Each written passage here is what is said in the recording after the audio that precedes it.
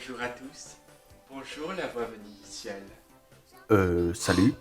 Comme tu as l'air gentil aujourd'hui. Le monde est tellement beau.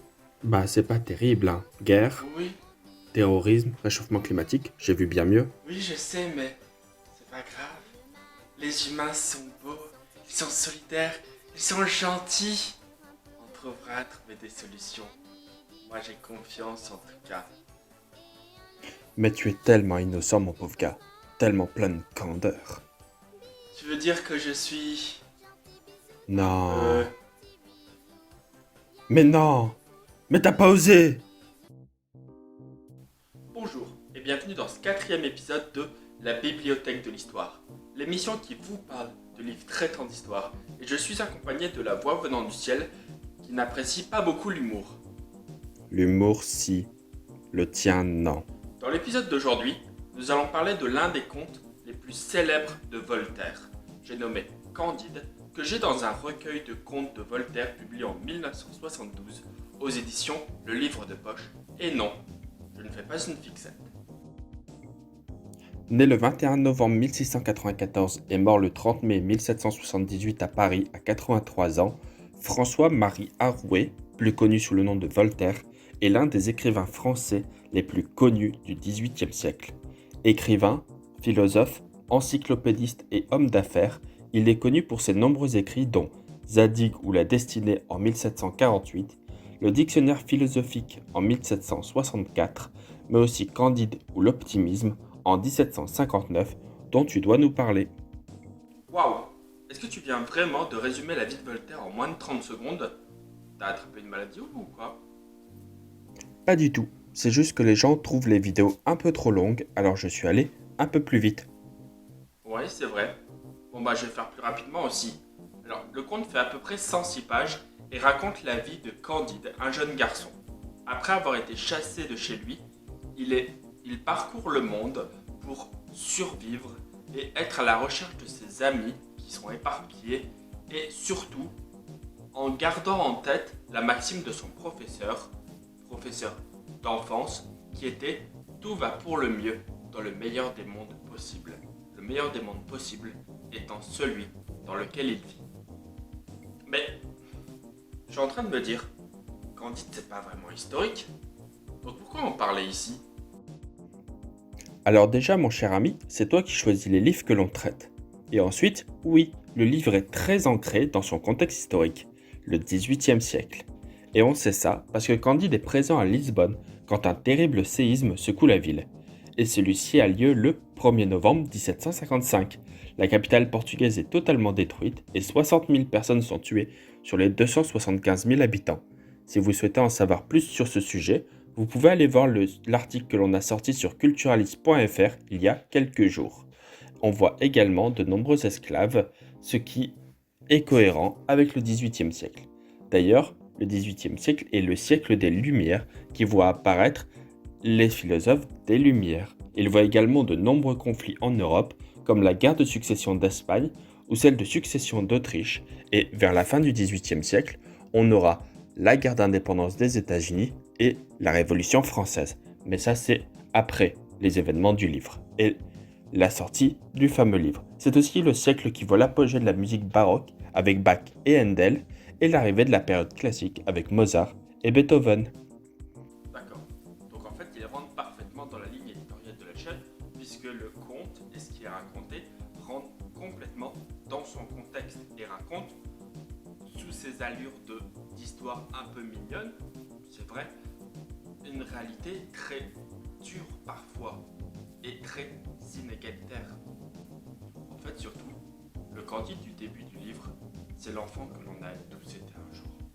Cet enfant qui pensait que tout allait bien dans le monde, que tout était pour le mieux, qui croyait, pas dans le livre, mais vous pensiez encore que les princesses dans leur château fort existaient, que les dragons existaient, les vampires, les princesses, les chevaliers preux qui vont sauver leur princesse, comme dans le chevalier au bouclier vert. Vous pensiez que ça existait, que tout était beau, il n'y avait pas de devoir, pas de travail, pas d'impôts, pas de taxes, tout allait bien. comme Candide, on se rend compte très vite que la vie est bien plus dure que cela. Et la chute, la prise de conscience, peut être très compliquée. Mais en fait, c'est de ça dont il s'agit. Parce que Candide va vivre une profonde remise en question de sa vision de la vie. Lui qui pensait que tout était magnifique dans le meilleur des mondes, va rencontrer différentes situations, différentes personnes qui vont rentrer en contradiction avec sa pensée. Parce que pourquoi vit-on dans le meilleur des mondes? Pourquoi ce monde-ci serait le meilleur des mondes si il y a des meurtriers, il y a des violeurs, il y a des gens qui volent, des gens qui assassinent, des gens cupides, des gens qui cherchent juste à faire le mal.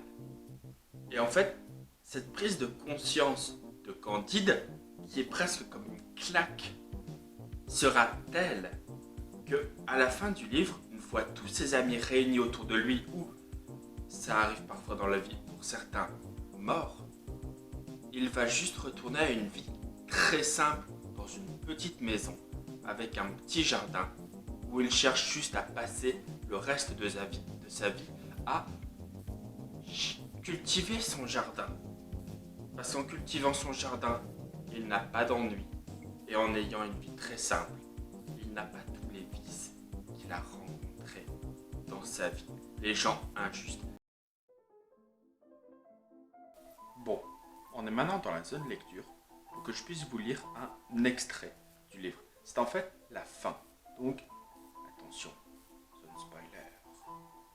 Même si vu que le livre a plus de 250 ans, je pense que niveau spoiler, je risque pas grand chose. Mais bon, c'est un dialogue, enfin un petit dialogue entre Candide et son professeur pour qu'il fasse un peu le bilan de ce qu'a vécu Candide. Extrait.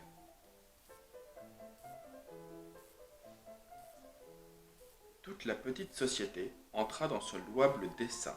Chacun se mit à exercer ses talents. La petite terre rapporta beaucoup. Cunégonde était à la vérité bien laide, mais elle devint une excellente pâtissière. Paquette broda, la vieille eut soin du linge. Il n'y eut pas jusqu'à frère Giroflée qui ne rendit service. Il fut un très bon menuisier, et même devint honnête homme. Et Pangloss disait quelquefois à Candide: tous les événements sont enchaînés dans le meilleur des mondes possibles, car enfin, si vous n'aviez pas été chassé d'un beau château à grands coups de pied dans le derrière pour l'amour de mademoiselle Cunégonde, si vous n'aviez pas été mis à l'inquisition, si vous n'aviez pas couru l'Amérique à pied, si vous n'aviez pas donné un bon coup d'épée au baron, si vous n'aviez pas perdu tous vos moutons du bon pays d'Eldorado, vous ne mangeriez pas ici des cédrats confits et des pistaches. Cela est bien dit, répondit Candide, mais il faut cultiver notre jardin. Bon, ce que j'aime bien dans ce livre, parce que oui, je l'aime bien, je ne l'ai pas dit mais je l'aime bien, c'est qu'en fait, à chaque fois que je le lis ou que je le relis, je découvre une nouvelle facette. La première fois, comme beaucoup d'entre vous, je devais avoir une dizaine d'années, je l'ai lu pour le cours de français et avant d'en avoir l'analyse comme beaucoup d'entre vous en cours, je l'ai lu à la maison et j'en ai vu que le côté un peu mignon et drôle avant d'avoir l'analyse un peu plus poussée en classe. Et aujourd'hui, je vous ai dit ce que je vais en penser, c'est très loin de ce que j'ai pu voir il y a plus de 10 ans. Mais surtout, beaucoup des remarques de Voltaire dans ce conte sont encore aujourd'hui d'actualité. Mais je ne les développerai pas trop ici, voire même pas du tout, parce que c'est une chaîne d'histoire et de livres, et pas une chaîne de politique et d'actualité. Mais surtout, on a encore beaucoup d'autres livres à découvrir ensemble, dans d'autres livres, dont je vous parlerai dans les prochains épisodes de la Bibliothèque de l'Histoire. Merci d'avoir suivi aujourd'hui, et à la prochaine.